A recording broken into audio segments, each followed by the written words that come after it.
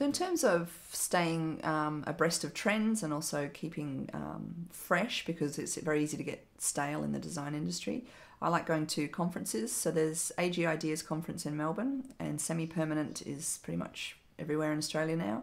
And we now have the Analog Digital conferences in Queensland also. So every year I try and get to all three of those conferences. And I find those very stimulating, rewarding. They're kind of inspiring from the point of view that you get to just take a day out of your work and go and actually listen to these people talk about their work. Often I see many friends and familiar faces in the audience, and so in between we get to sort of just catch up and see how everyone's going. So just as a way of socialising, it's great, but also as a way of just, having that, I call it filling the well. So if you've been draining from the well a little bit, it's a really good idea to go and top up.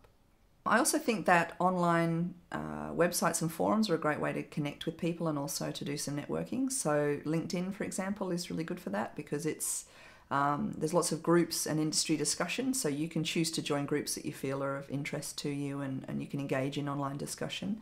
You can also answer questions. So after a while you get recognised as a sort of industry expert, if you like, and people will turn to you for advice.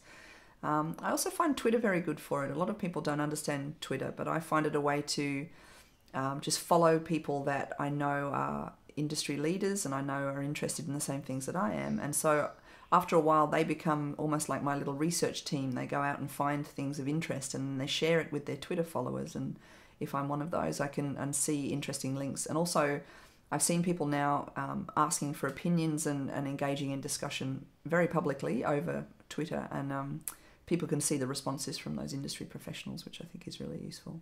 An emerging trend in graphic design at the moment seems to be typography. Typography is very fashionable, I guess, at the moment, and a lot of people are starting to produce hand-drawn typography, and so digital calligraphy is something that a lot of people get a lot of enjoyment out of. And I think it's interesting because it's probably because we have a visual overload of images with the internet, and so words are actually a way of cutting through that visual clutter.